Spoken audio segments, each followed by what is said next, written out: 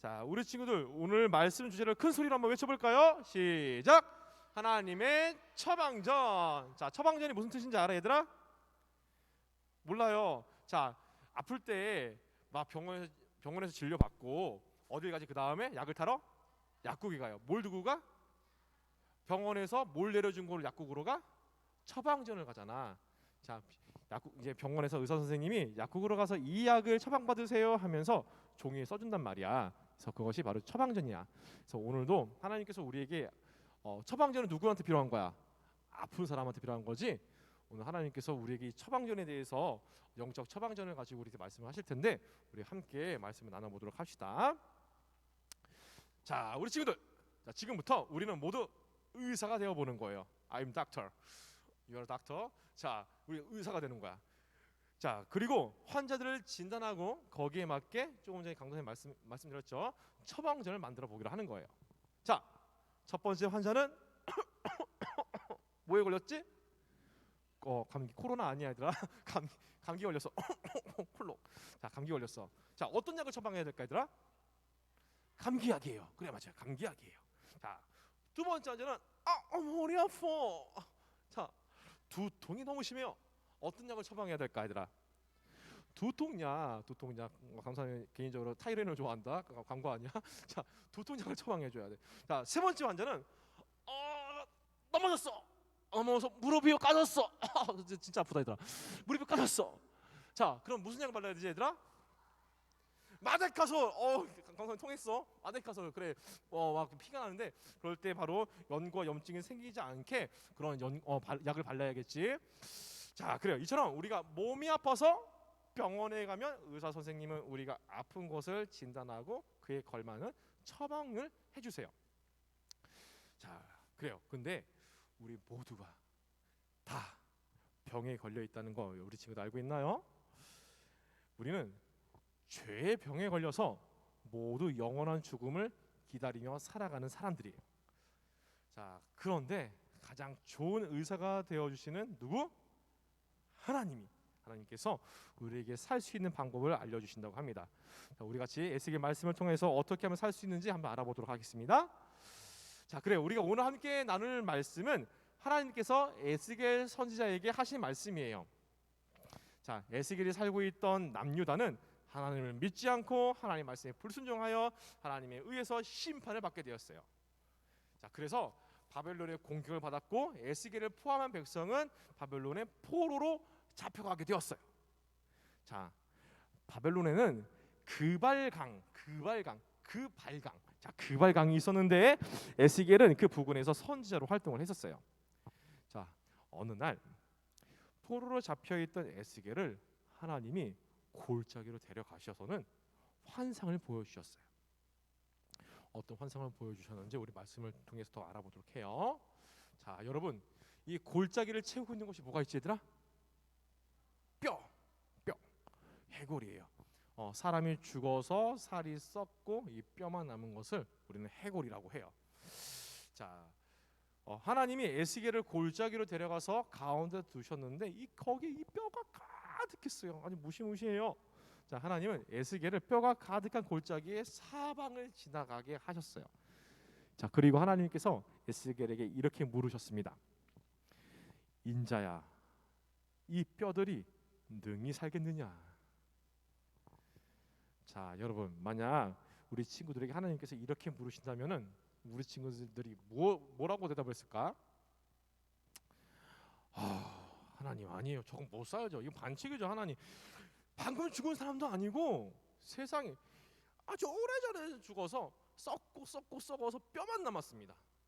심지어 뼈가 말라 있어요. 하나님, 이 뼈들이 어떻게 살 수 있겠습니까? 라고 우리 친구들이 하나님께 얘기할 수 있을 것 같아. 말씀드릴 수 있을 것 같아. 자, 하지만 에스겔은 뭐라고 대답을 했을까요? 바로 이렇게 대답을 합니다. 주 여호와여, 주께서 아시나이다.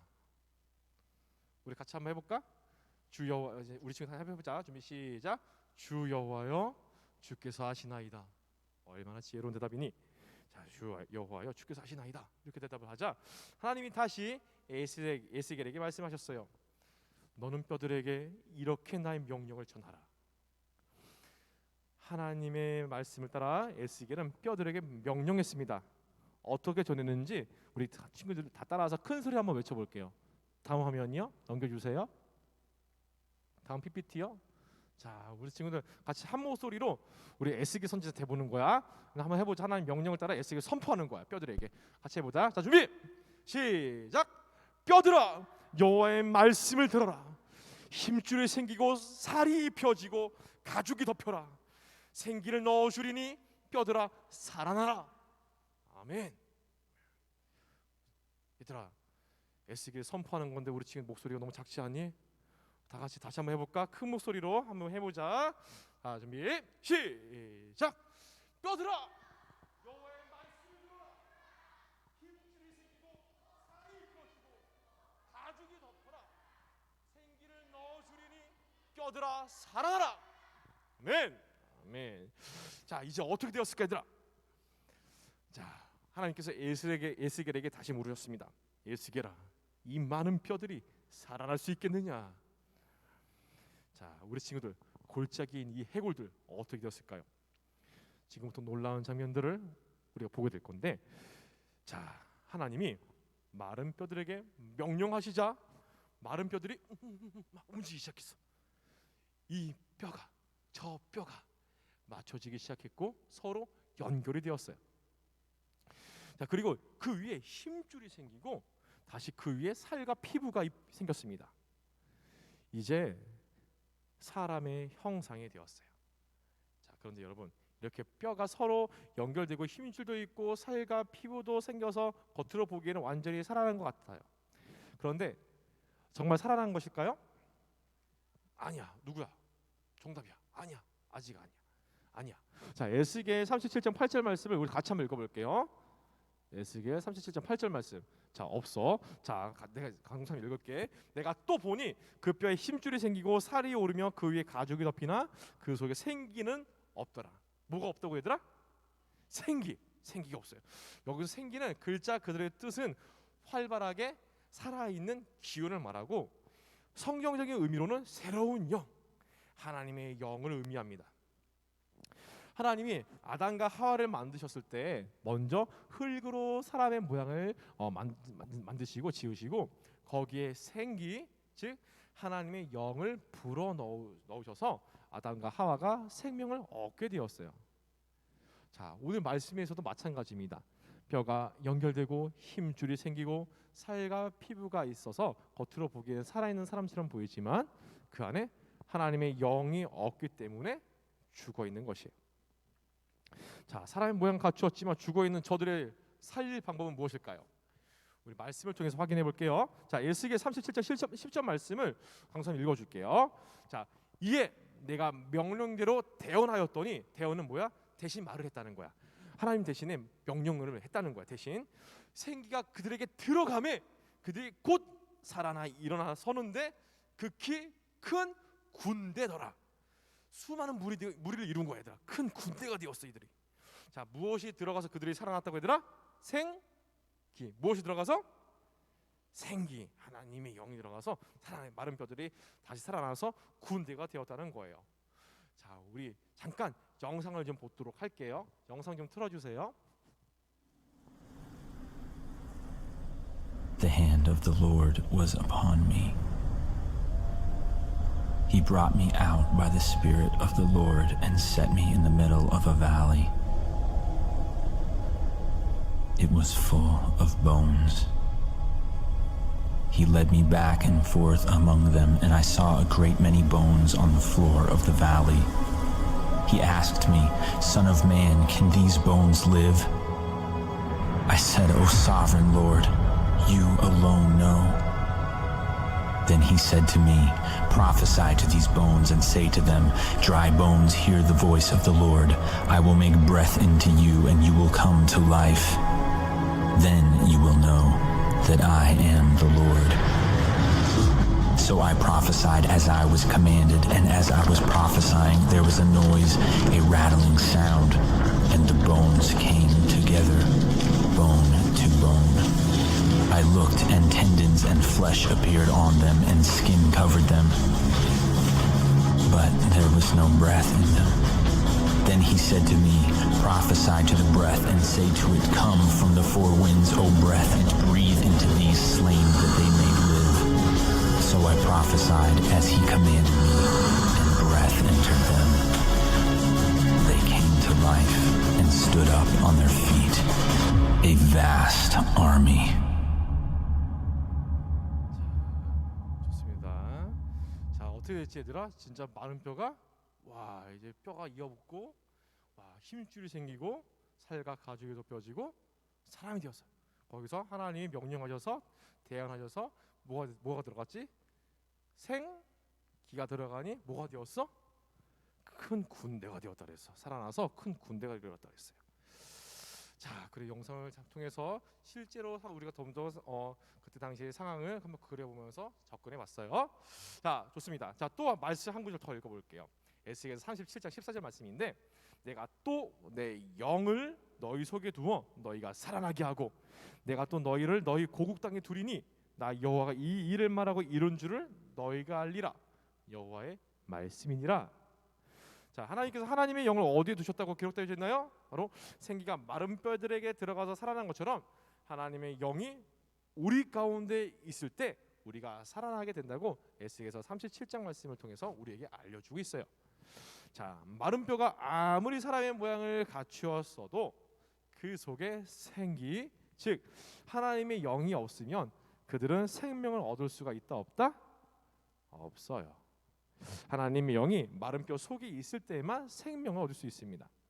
자, 마찬가지예요. 하나님께서 우리 속에 하나님의 영을 보내주셔야 우리는 살 수 있어요. 그렇지 않으면 우리는 살아있는 것처럼 보이지만 죽음에 걸려 결국 죽게 되고 마른 뼈 골짜기의 수많은 해고들 중에 하나가 될 뿐이죠. 자, 말씀을 정리해 볼게요. 우리 친구들 좀만 집중해줘. 조금만 집중해줘. 다 끝났어.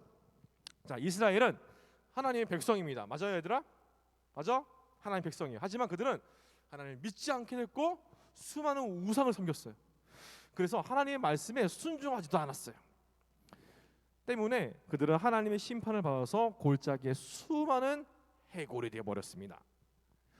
자, 그러나 감사하게도 하나님은 이스라엘 백성을 그대로 내버려 두지 않으시고 그들을 다시 살리기로 작정하셨어요. 하나님의 명령이 떨어지자 뼈들이 맞추어지고 서로 연결이 되었습니다. 그리고 힘줄이 생기고 살과 피부도 생겼어요. 겉으로 보기에는 사람의 모습처럼 보였어요. 하지만 아직 그들에게는 생명이 없었습니다. 자, 그래서 하나님은 그들에게 무엇을 주셨다고 했죠? 생기, 즉 하나님의 영을 부어주셨어요. 하나님의 영이 들어가자 그들은 생명을 얻고 매우 큰 군대로 살아나게 되었습니다. 자, 그럼 여기서 하나님의 영 뭘까요? 요한복음 14장 26절 말씀이 이렇게 기록되어 있어요. 보혜사 곧 아버지께서 내 이름으로 보내실 성령, 그가 너희에게 모든 것을 가르치시고 내가 너희에게 말한 모든 것을 생각나게 하리라. 아멘. 그래, 보혜사 성령 하나님입니다. 우리가 하나님의 백성으로 생명 얻을 수 있는 이유는 바로 보혜사 성령 하나님 때문이에요. 보혜사는 변호자, 돕는 자라는 뜻입니다. 그래서 성령 하나님은 예수님의 말씀을 우리 친구들이 알려주시고 가르쳐주시고 우리가 하나님의 백성답게 살 수 있도록 생명을 가지고 살 수 있도록 도와주는 분이세요. 그래서 성령 하나님 우리 가운데 계셔서 우리는 살 수 있습니다. 자, 그래요. 하나님은 우리의 가장 좋은 의사가 되어주세요. 하나님은 죽음에 이르는 병에 걸린 우리를 모두 진단하시고 하나님만의 방법에 그 처방전을 우리에게 주셨습니다. 죄로 인해서 아까 우리가 보았던 것처럼 마른 뼈와도 같은 존재인 우리에게 처방전을 주셨어요. 그 처방전은 바로 새로운 영, 하나님의 영, 성령입니다. 자, 사랑하는 여러분, 우리는 스스로 하나님을 믿을 수 있을까요, 없을까요? 없어요. 하나님의 말씀에 순종할 수 없는 죄인이에요. 스스로 하나님을 믿을 수 없고 하나님의 말씀에 순종할 수 없는 죄인이에요. 그래서 하나님은 우리에게 성령 하나님을 보내주셔서 우리가 하나님을 믿게 만드시고 하나님 말씀에 순종할 수 있도록 해주셨어요. 그래서 우리 친구들 예수님 믿어요? 아멘. 예수님 믿어요? 그리고 우리 친구들 말씀대로 살아가기 위해서 힘쓰고 있어요? 자, 이 생각들이 우리가 한 것 같지만 오늘 말씀을 통해서 우리가 알 수 있었어요. 누가 도와주셨어? 여러분들 각자의 마음의 성전에 계신 어떤 하나님? 성령 하나님. 성령 하나님이 우리 지금 믿게 해주시고 이 말씀이 깨닫게 도와주시고 우리 지금 말씀대로 살 수 있도록 도와주신다는 거예요. 자, 그래서 이 성령이 우리 가운데 가득해지는 것을 성령 충만이라고 합니다. 내 마음대로 사는 것이 아니라 내 안에 가득한 성령님의 뜻대로 살게 되는 거예요. 자, 그렇다면은 우리가 더 하나님의 말씀대로 성령 충만한 삶을 살기 위해서 무엇이 필요할까? 바로 말씀을 읽어야 돼요. 이 성경 말씀 안에 하나님의 마음이 기록되어져 있고 하나님의 뜻이 다 기록되어져 있기 때문에 이 성경 말씀은 반드시 읽어야 돼요. 그래서 성령 충만은 곧 다시 말해서 말씀 충만이라기도 합니다.